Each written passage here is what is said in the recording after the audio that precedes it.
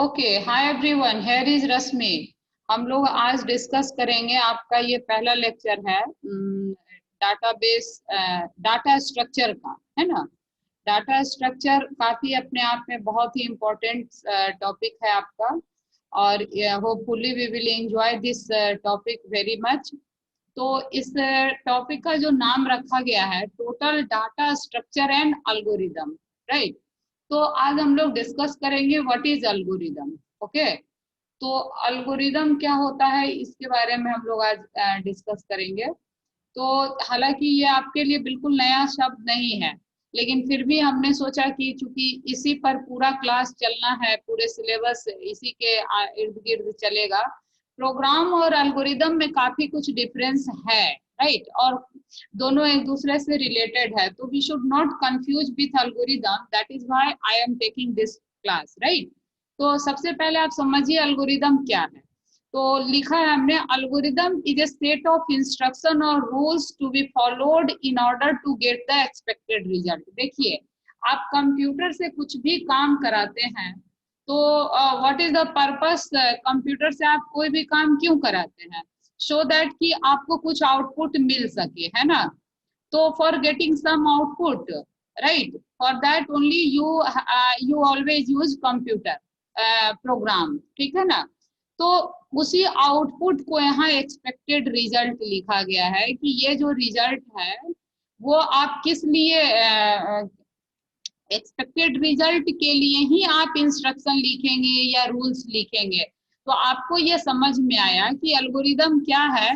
तो आप बोलोगे कि algorithm is a set of rules और set of instruction for getting some expected result, right, for getting some expected result. तो अब आप देखिए यहाँ लिखा है, फिर मैंने इसको एक डायग्राम बनाया है कि आप यहाँ कुछ इनपुट करेंगे, अगर इनपुट डिजायर्ड है तो, राइट, एंड ये इनपुट आपके इस इंस्ट्रक्शन को मिलेगा, या कहें इस रूल्स, सेट ऑफ रूल्स जो आप यहाँ लिखे हुए हैं, how to perform task. Set of instruction का पर्पस यहाँ क्या है? To perform some task, then after you will get some output. This is the whole purpose for writing any program or something, right? उसके बाद आपने क्या लिखा है, सेट नोट में हमने लिखा है, all set of instruction are not algorithm always. अच्छा, this is very important point. देखिए कि आप कुछ भी सेट ऑफ इंस्ट्रक्शन को लिख देंगे तो वो एल्गोरिदम हो जाएगा, ऐसी बात नहीं है। एल्गोरिदम होने के लिए आपका जो सेट ऑफ इंस्ट्रक्शन है उसमें कुछ क्राइटेरिया है जो आपको फुलफिल करना पड़ेगा, ठीक है।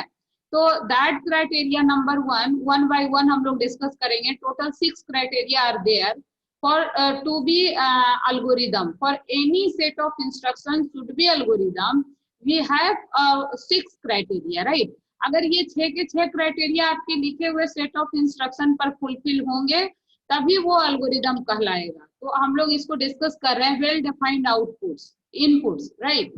अब इनपुट जो है, अगर आपके एल्गोरिदम में जरूरत है तो आपको क्या करना पड़ेगा, उसको डिफाइन करना पड़ेगा। आप जिस भी प्रोग्राम को या जिस टास्क को आप परफॉर्म कराना चाहते हैं with the help of computer, उसमें अगर आपको किसी भी प्रकार के इनपुट की जरूरत है तो that must be well defined, right. वो प्रॉपर डिफाइंड होने चाहिए। एल्गोरिदम का सबसे पहला जो कंडीशन है वो ये है। दूसरा है कि अनएम्बिगुअस होना चाहिए। अब ये आप लोग के लिए बिल्कुल नया शब्द है, अनएम्बिगुअस, वेरी टेक्निकल टर्म। कहता है जो कुछ भी आप रूल या इंस्ट्रक्शन आप एल्गोरिदम में लिख रहे हैं, that must have only one meaning, that must lead to only one meaning, right. आप ऐसा कोई इंस्ट्रक्शन नहीं लिख सकते हैं जिसमें आपका उस इंस्ट्रक्शन से दो बात समझ में आए, दो काम का पता चले। नहीं, हर इंस्ट्रक्शन से एक ही काम होने हैं और वही एक काम दिखने चाहिए। That is called unambiguity in computer science. चलिए, ये बिल्कुल नया शब्द है तो मैं इस पर और फोकस करती हूँ। अनएम्बिगुअस का मतलब होता है, या एम्बिग्विटी का मतलब होता है कि आप अगर कोई बात बोले तो उससे दो मतलब निकलता हो। तो अगर आपके एक बात का दो अर्थ निकले तो that is called ambiguous. But here is term unambiguous. यहाँ एम्बिगुअस और अनएम्बिगुअस, राइट, डिफरेंस समझिए। तो अनएम्बिगुअस का मतलब होगा कि whatever you are writing must be very clear, ठीक है ना, उसका एक ही मीनिंग होने चाहिए, तो उसको अनएम्बिगुअस कहते हैं। तो आप एक बार ध्यान से सुन ले फिर से। पहला कंडीशन क्या है कि आपका जो कुछ भी इंस्ट्रक्शन आप लिखोगे that must be well defined, है ना, उसका इनपुट क्या होना चाहिए। अगर इंस्ट्रक्शन एल्गोरिदम में आपके उस टास्क में उस प्रोग्राम में आपका क्या जरूरत है, इनपुट का जरूरत है, तो वो डिफाइंड होने चाहिए। और अगर हर एक इंस्ट्रक्शन का मीनिंग सिंगल होने चाहिए। और तीसरी भी बड़ी इंपॉर्टेंट बात है, फाइनाइटनेस होने चाहिए।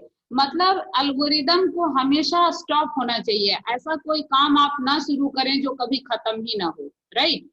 तो उसको कहा जाता है फाइनाइट। जो काम एक निश्चित समय में समाप्त हो जाए that is called finite. This is very mathematical term, getting my point. Finite means a thing which is completed within a time frame, right?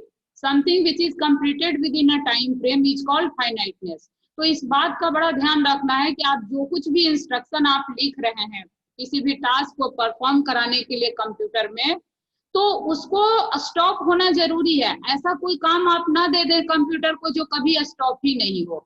तो जो कभी नहीं स्टॉप होता है that is called infinite loop, है ना। तो आपके प्रोग्राम को यानी आपके लिखे हुए सेट ऑफ इंस्ट्रक्शन या रूल को जो भी एल्गोरिदम में आप लिख रहे हैं वो क्या होना चाहिए, फाइनाइट होने चाहिए। इनफाइनाइट एक्सेप्टेबल नहीं है। इनफाइनाइट मतलब जो कभी स्टॉप ही नहीं हो, ठीक है। तो ये तीन बात आप लोग को अच्छी तरह से समझ में आ गई। I am repeating again. First one is well defined input. For any algorithm there must be well defined input.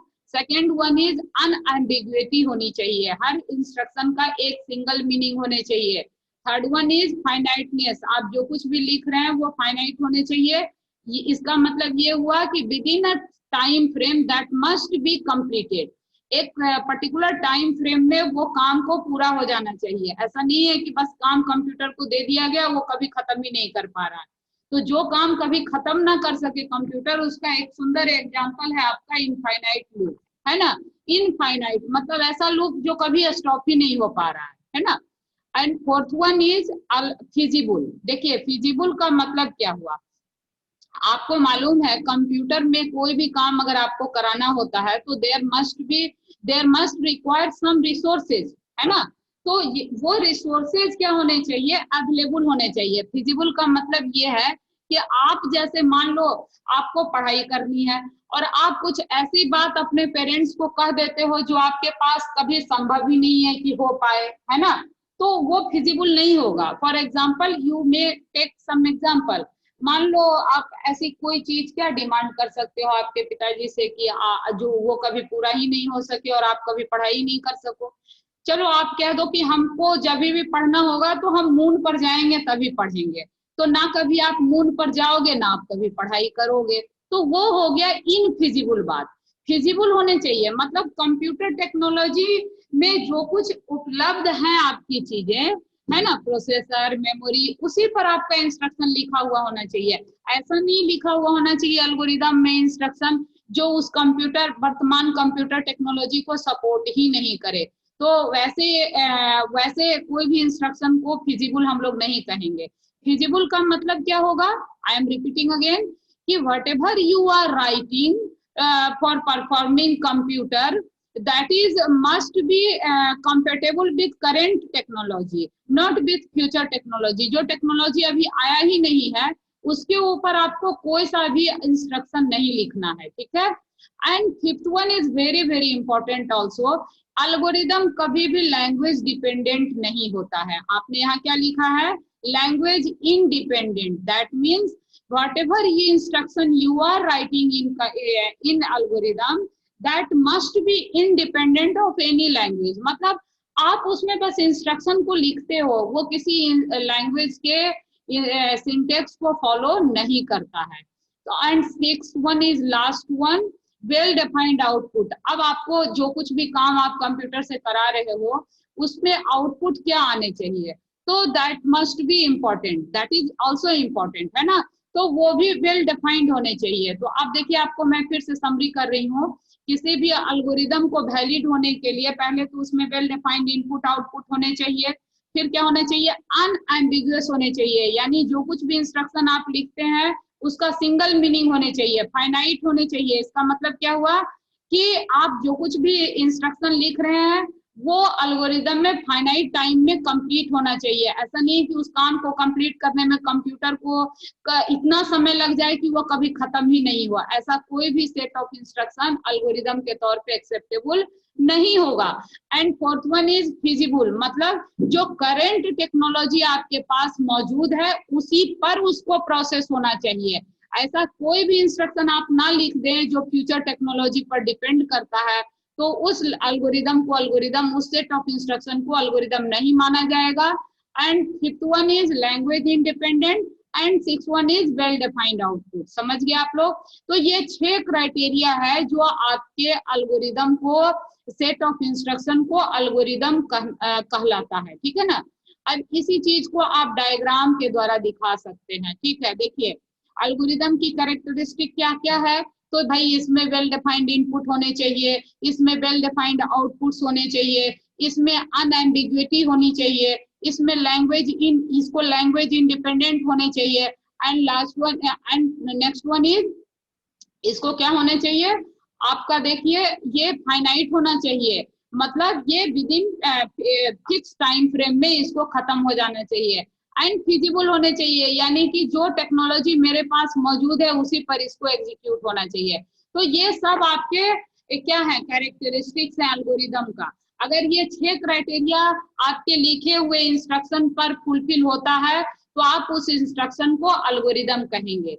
अच्छा, एक बात मैं आगे बढ़ने से पहले आप लोग को कहना चाहूंगी, बहुत सारे बच्चों को बहुत उलझन रहता है कि we have to write program और एल्गोरिदम। तो आपका आंसर होगा, इस सब्जेक्ट में जो आप पढ़ने वाले हैं इस 3rd सेमेस्टर में, data structure and algorithm, you should not be worried for program in theory exam, right? Theory exam में आप जो भी पढ़ोगे उसमें आपको सिर्फ उसका एल्गोरिदम लिखना पड़ेगा, और जो लैब का काम होगा उसमें उस एल्गोरिदम को किसी पर्टिकुलर लैंग्वेज के सिंटैक्स में लिख करके आप उसको एग्जीक्यूट करेंगे। तो होपफुली मैं समझती हूँ कि आप बच्चों को एल्गोरिदम और प्रोग्राम में डिफरेंस समझ में आ गया। देखिए प्रोग्राम, कोई भी एल्गोरिदम को प्रोग्राम होने में ये सारी बातें लागू होंगी, सिर्फ लैंग्वेज इंडिपेंडेंट को छोड़ करके। जो आपका एल्गोरिदम है वो प्रोग्राम कब कहलाएगा, जब वो भी वेल डिफाइंड इनपुट हो, आउटपुट हो, अनएम्बिगुअस हो, फाइनाइटनेस प्रॉपर्टी को सपोर्ट करता हो और फिजिबल भी हो, but that will depend on some language. तो ये एल्गोरिदम क्या बन जाएगा, प्रोग्राम बन जाएगा। समझ रहे हैं ना? बस ये प्रॉपर्टी प्रोग्राम फुलफिल नहीं करता है, बाकी ये 5 के 5 पूरे कैरेक्टरिस्टिक दोनों में कॉमन है। समझ गए आप लोग? तो आई होप सो कि अब आप लोगों को प्रोग्राम और एल्गोरिदम समझने में कभी कोई दिक्कत नहीं होगी। तो अगर आपको समझ में आ गया है तो इसको लाइक जरूर कर दीजिएगा इस पॉइंट पर, है ना? दैट गिव्स मी मैसेज कि भाई ये बच्चों को मेरा जो एक्सप्लेनेशन है it is good, it is correct, otherwise I have to change something, right? तो आप प्लीज इसको लाइक कर दीजिएगा यहाँ पर, ठीक है?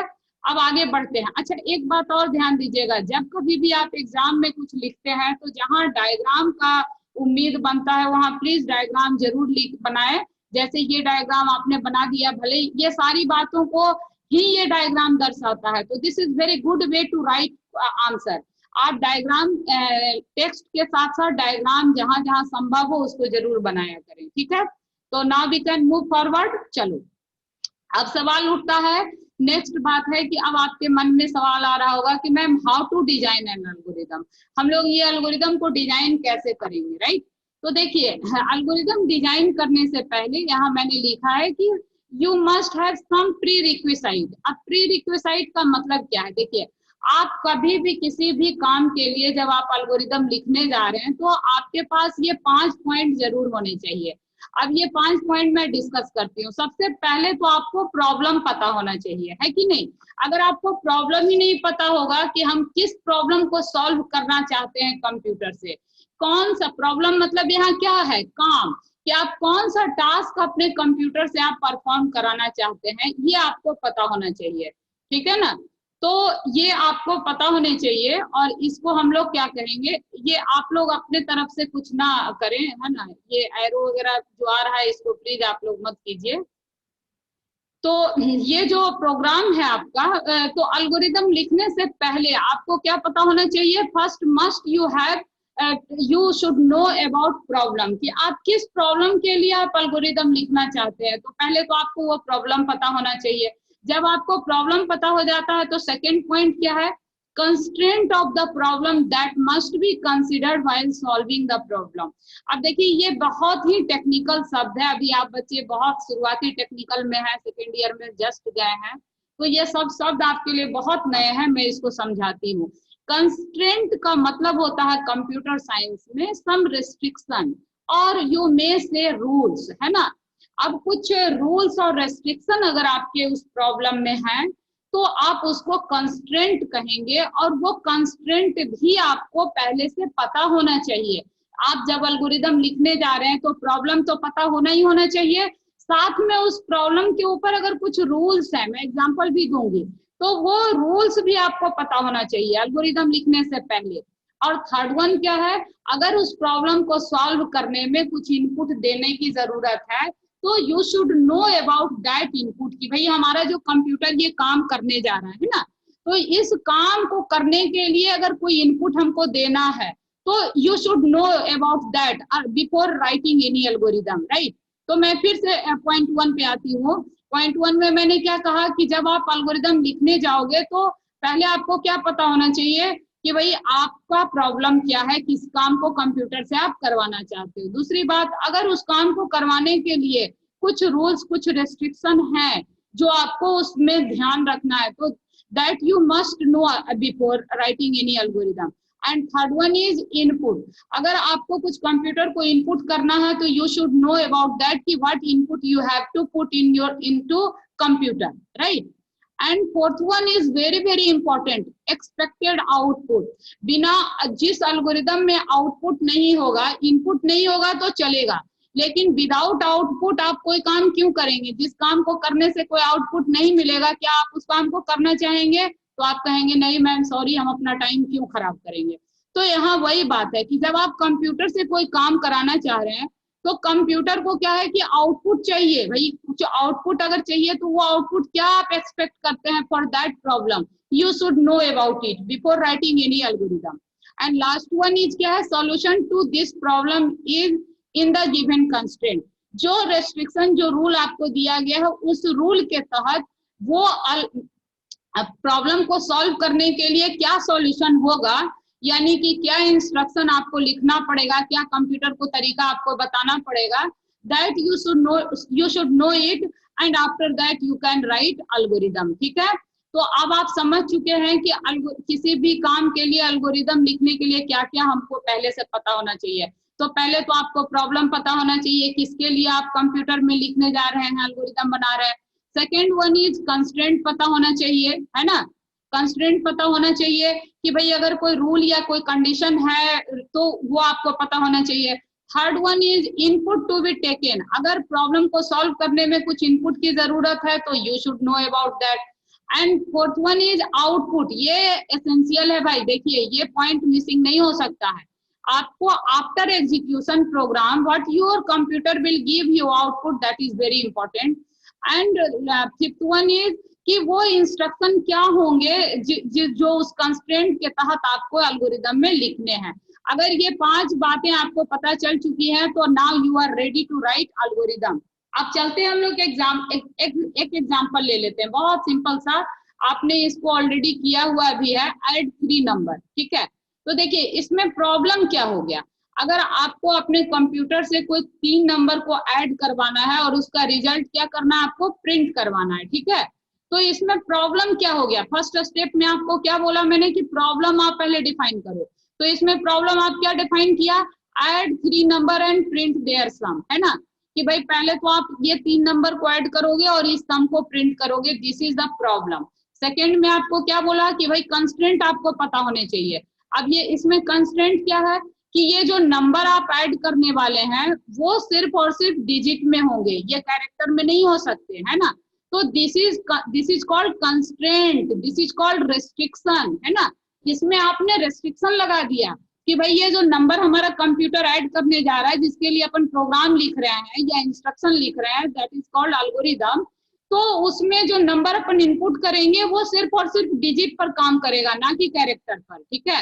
एंड थर्ड वन जी, थर्ड वन में क्या आपको बोला गया था कि भाई अगर कोई इनपुट की जरूरत है तो आप उसको लिखिए, तो आपको पता होना चाहिए। तो देखिए भाई, इस काम को करने के लिए आपको कंप्यूटर में क्या देना पड़ेगा, ये 3 इनपुट देना पड़ेगा, जिसको कि ऐड करना है। टू बी एडेड मतलब विच हैव टू ऐड, है ना, कंप्यूटर जिसको ऐड करेगा। और आउटपुट में देखिए फोर्थ लाइन में क्या था कि इस प्रॉब्लम के लिए आउटपुट क्या होगा, तो ये जो नंबर तीनों ऐड होंगे उसका सम ही इसका आउटपुट हो जाएगा, है ना। तो आपने लिखा है the sum of 3 number taken as input, जो आपने 3 नंबर इनपुट के तौर पे लिया है उसका सम इसका क्या हो जाएगा, आउटपुट, है ना। तो इस तरीके से आपको ये सॉल्यूशन मिल गया, आउटपुट मिल गया। अब कहोगे आप कि मैम ये सब कुछ तो हम लोग को सी प्रोग्रामिंग में पता ही था, तो हम लोग को तो मालूम था, हम लोग सेकंड सेम में ऑलरेडी पढ़े हैं what is how to write program, तो ये सब तो हमें पता है। Why are you focusing too much on in this lecture, in this subject. देखिए ये सब बात को इतना फोकस करने का जो मेन कारण है वो ये है, इस बात को भी आप लोग ध्यान से समझ लीजिए। वन प्रॉब्लम मेनी सॉल्यूशन, देखिए यही कारण है जिसके वजह से आप लोग इस सब्जेक्ट को पढ़ने जा रहे हैं, ठीक है। नाम से ही आपको क्या पता चल रहा है कि एक प्रॉब्लम के लिए मल्टीपल सॉल्यूशन आपके पास होते हैं, राइट। अब जैसे आप इसी 3 नंबर को ऐड करने के लिए कई एक तरीका, आप 3 बच्चे, ये आपका होमवर्क रहा, कमेंट में आप लोग अलग अलग अपना अपना तरीका आप लोग लिखिएगा, how to add these 3 number, right. तो ये 3 नंबर को ऐड करने के कई तरीके हो सकते हैं, तो उसको कहा जाएगा मल्टीपल सॉल्यूशन। अब आपको फाइंड करना है which one way is most efficient, right. तो वही कहलाता है एनालाइज एंड एल्गोरिदम, कि भाई एक काम करने के तो कई एक तरीका हो सकेगा, तो एक ही काम के लिए हम कंप्यूटर में मल्टीपल प्रोग्राम लिख सकते हैं, but we have to find best program. अब कोई प्रोग्राम बेस्ट है, हाउ टू डिसाइड इट, तो उसके लिए आपको इफिशियंसी देखनी पड़ती है कि किस एल्गोरिदम का जो इफिशियंसी है वो बेटर है, ठीक है ना। तो जिस एल्गोरिदम का इफिशियंसी बेटर होगा, अच्छा होगा, उसको आपको फाइंड आउट करना है, ठीक है। तो this is the main purpose of your this subject, right. आप जो इस सब्जेक्ट को पढ़ने जा रहे हैं, तो आप तो पहले तो आप प्रॉब्लम को पढ़ेंगे, प्रॉब्लम जब आप समझेंगे तो उसके लिए एल्गोरिदम लिखेंगे, और जब आप एल्गोरिदम लिखना सीख जाएंगे तब आपको इफिशियंसी फाइंड करना है। ये हर एक टॉपिक में आपको इस सब्जेक्ट में इस 3 प्रोसेस से गुजरना है ना। अलग अलग प्रॉब्लम आपको पढ़ना है। अब यहाँ प्रॉब्लम क्या होगा, तो मैंने आपको बोला था डाटा स्ट्रक्चर जो होता है वो लीनियर होता है, नॉन लीनियर होता है, तो 1 बाय 1 हर एक डेटा स्ट्रक्चर को हम लोग पिक करेंगे। अब जैसे लीनियर का एग्जांपल आप लोगों ने क्या क्या समझा था, array is also data structure and of type linear, a stack, queue, all are data structure of type linear, right. Even linked list is also linear type, but tree and graph are data structure of type non-linear। तो हम लोग का काम क्या होगा, चाहे वो linear हो या नॉन लीनियर हो, आपको इस पूरे सब्जेक्ट में हर एक डेटा स्ट्रक्चर को पिक करना है, वही उसका प्रॉब्लम हो जाएगा, और उसके करस्पॉन्डिंग हम लोग जो डेटा स्ट्रक्चर के ऊपर ऑपरेशन परफॉर्म करना है, for example insertion, deletion, updation, searching, तो ये सब आपका ऑपरेशन हो जाएगा। And for performing those operation you have to write algorithm, and after writing algorithm you have to analyze that algorithm, right। और उस एनालाइज करना है, और एनालाइज करने से आपको क्या पता चलेगा, इफिशियंसी ऑफ एल्गोरिदम। तो इफिशियंसी फाइंड करना है आपको डेटा स्ट्रक्चर में, पहले तो आपको प्रॉब्लम डिसाइड करना है, फिर उसके ऊपर एल्गोरिदम लिखना है, and after writing algorithm you have to find efficiency. अब आप कहोगे मैम ये एक नया शब्द आप उठा लाई, इफिशियंसी, अब ये हम लोग कैसे करेंगे, तो देखो ये भी आपको समझना है। फर्स्ट मॉड्यूल में पहले मैं इसी के ऊपर बहुत फोकस करूंगी, तब डाटा स्ट्रक्चर पे आऊंगी। तो देखिए इस इफिशियंसी को फाइंड आउट करने के लिए किसी भी एल्गोरिदम का ये 2 तरीका है, one is prior analysis, another one is posterior analysis, ठीक है। प्रायर एनालिसिस नाम से ही आपको क्या पता चलता है, प्रायर इंग्लिश शब्द है जिसका मीनिंग होता है बिफोर, यानी ये वो एनालिसिस है एल्गोरिदम का जो एल्गोरिदम को आप इम्प्लीमेंट करने से पहले एनालाइज करेंगे, ठीक है ना। इम्प्लीमेंट करने का यहाँ मतलब क्या होगा, तो आप कहोगे मैम इम्प्लीमेंट का मतलब होगा किसी भी लैंग्वेज में उस एल्गोरिदम को लिख देना, यानी कि प्रोग्राम बना लेना, ठीक है ना। तो before writing program of any algorithm what analysis you will do, that is called prior analysis, ठीक है। और पोस्टीरियर एनालिसिस क्या होगा, जब आप एल्गोरिदम को किसी एल्गोरिदम को प्रोग्राम में लिख देंगे उसके बाद आप एनालिसिस करेंगे, ठीक है, तो उसको पोस्टीरियर एनालिसिस कहलाएगा, कहा जाएगा, ठीक है। तो ये बात उम्मीद करती हूँ मैं आप लोगों को समझ में आ गया होगा। तो इसको अब कैसे करना है प्रायर एनालिसिस, कैसे करना है पोस्टीरियर एनालिसिस, ये सब अपन अगले क्लास में एक एक करके एग्जाम्पल के साथ हम लोग डिस्कस करेंगे, ठीक है। तो आज के लेक्चर में मैंने आपको क्या क्या बताया है, तो आपको पहले तो बताया कि एल्गोरिदम होता क्या है, ठीक है। तो आपने समझा कि एल्गोरिदम होता है सेट ऑफ इंस्ट्रक्शन। फिर मैंने आपको बोला कि हर set of instruction you can not say algorithm. तो फिर मैंने आपको बताया कि भाई किसी भी सेट ऑफ इंस्ट्रक्शन को एल्गोरिदम होने के लिए ये 6 रूल्स सेटिस्फाई करने चाहिए, ये 6 कैरेक्टरिस्टिक सेटिस्फाई करने चाहिए। उसके बाद मैंने आप लोग को बताया how to design algorithm. Algorithm को डिजाइन करने से पहले आपको ये 5 बातें पता होनी चाहिए। उसके बाद मैंने आपको बताया कि भाई एक ही प्रॉब्लम के करस्पॉन्डिंग मल्टीपल सॉल्यूशन होंगे, यानी एक ही प्रॉब्लम के लिए आप मल्टीपल एल्गोरिदम लिख सकते हैं। तब आपको हमने बताया कि आप आपका मेन चैलेंज, मेन पर्पस क्या है। सब अभी ऑडियो ऑफ रखें प्लीज, ऑडियो ऑफ रखें प्लीज।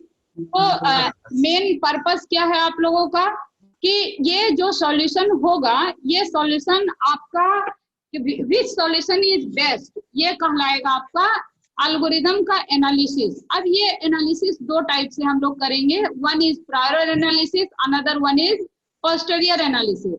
प्रायर का मतलब होगा कि before writing program of any algorithm, है ना, तो वो एनालिसिस प्रायर कहलाएगा। अब पोस्टीरियर क्या कहलाएगा, कि एल्गोरिदम के करस्पॉन्डिंग जब आप प्रोग्राम लिख देंगे तो उसके ऊपर कैसे एनालिसिस होगा, वो पोस्टीरियर कहलाएगा। तो ये एनालिसिस हम लोग 1 बाय 1 करके एग्जाम्पल के साथ समझेंगे, उसके बाद पढ़ेंगे। तो इसी बात के साथ आपको मैंने ये भी बता दिया कि भाई आप जब प्रोग्राम को लिखते हैं तो उस प्रोग्राम आप क्या करेंगे, इस पूरे सब्जेक्ट में पहले प्रॉब्लम फाइंड करेंगे, फिर उसके करस्पॉन्डिंग एल्गोरिदम लिखेंगे, एल्गोरिदम लिखने के बाद उसका एनालिसिस करेंगे, तब जाकर के आपका एक प्रॉब्लम कंप्लीट होगा।